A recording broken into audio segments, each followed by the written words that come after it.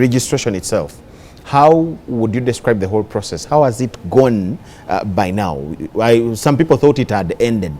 Is it still on, or you are in stages, like you say?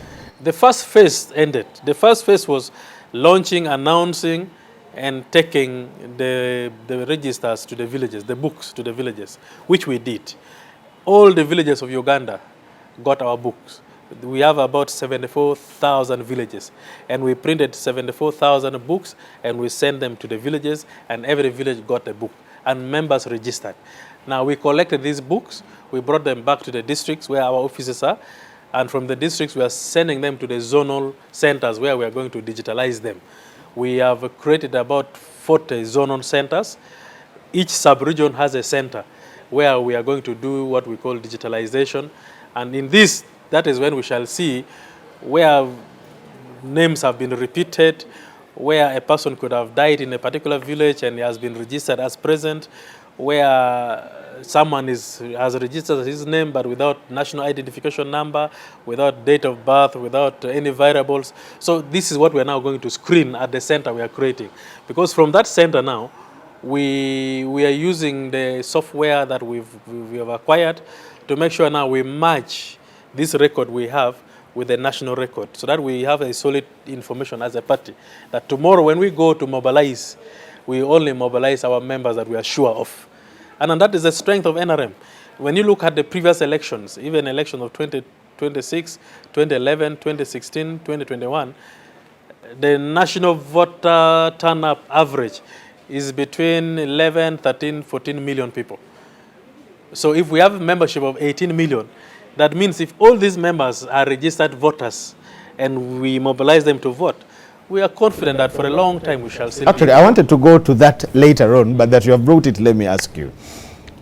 What do you make of an 18 million being the total of registered voters by Justice Byabakama and his team, and you, the NRM, having 18 million?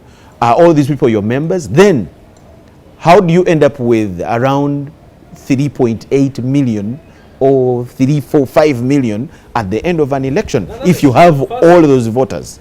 The first part of the question is membership for NRM. Our members, we register those from 16 years and above. And therefore, through the digitalization we are going for, we are going to remove those who are below voting age. Those who are 18 years and above are the ones who are going to live in the voter register. But those who are from 16 and 17, we shall remove them through the next stage we are going for. So we shall know how many we are left with of the 18.3, how many qualifies as voters. Exactly. But for membership, we have 18.3. So if you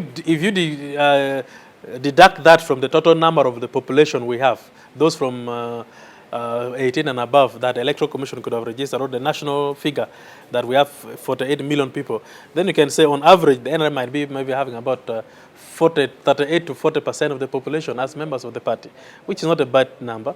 Now, coming to the second question is you ask about how are we going to make sure that these numbers that we have come out and vote, when actually in the national voting, we get about the voter turnout is low, yes, which is okay, because if you look at nationally voter turnout in an election, Electoral Commission has registered voters of about 18 million, and when we go for national election, because we always get about 6 million votes, the other people get about 2 point something million votes, that comes about then spoil votes and other, the turnout could be about 10 to 11 million total. Now that means we are still performing below the mark of registered voters. Now, I think during elections, polling stations are always far from people. People move from villages to polling stations, which are always at parish level, and people are supposed to move from villages to polling stations. If you compare the voter turnout for presidential election with those of other elections that follows, you'll see the drop in numbers. For presidential election and members of parliament at that level, the turnout is a little higher, because that is a national mobilization. Everybody gets informed and everybody is in charge and all that.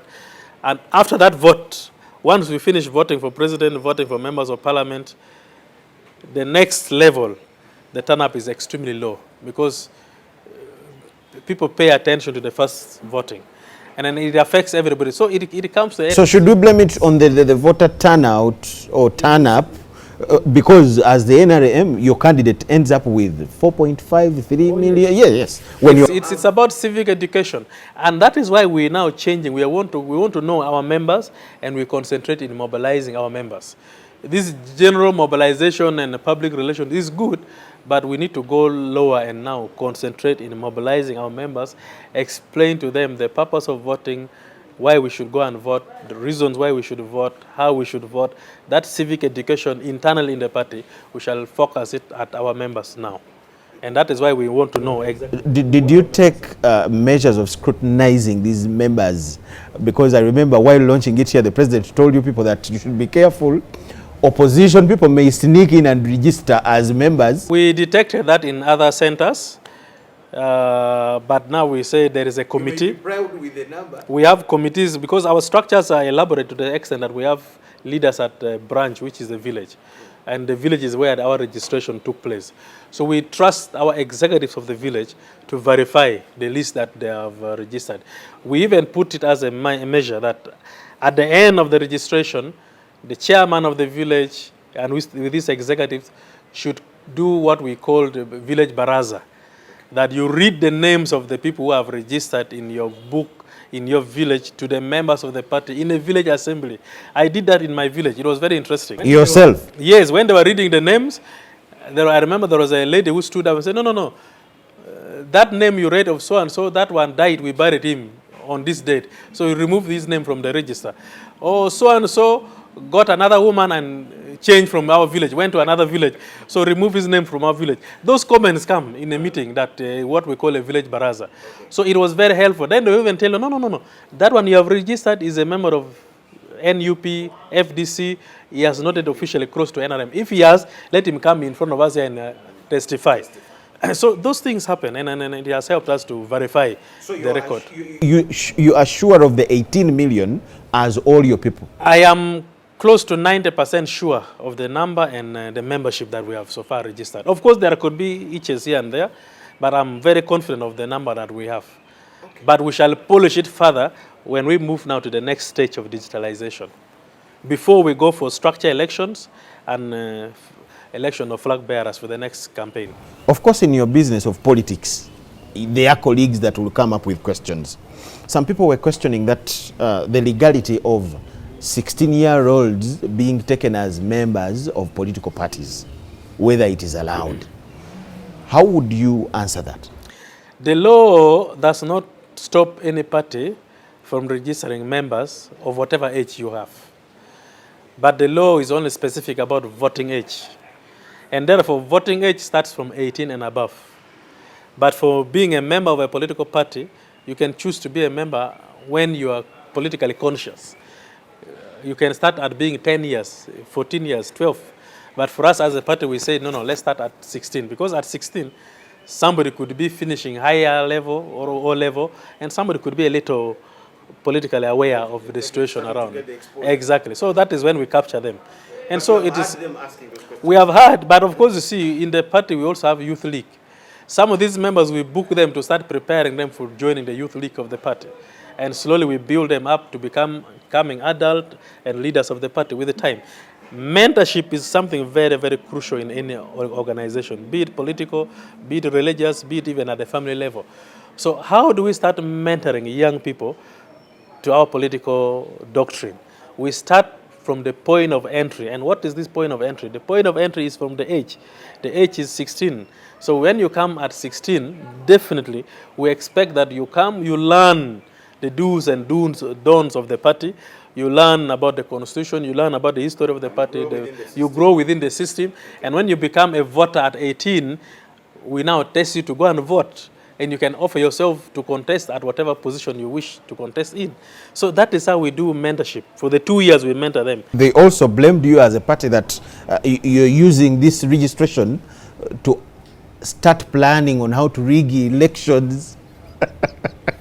Especially when that figure came out of 18 million. They say, you see, they have started early on plans to rig elections. Conspiracy theories are always there, and Anybody is free to speak whatever he or she wishes to speak against NRM, but we are not diverted by such. We know why we are doing this, and we do our work in the open. We launched our registration in the public. We took these books and launched them in the districts, in the branches, in the public. There is no shortcuts that we are taking, and everything is done in public. And there is nothing that we want to do apart from organizing ourselves and preparing ourselves for the next general election, which is soon.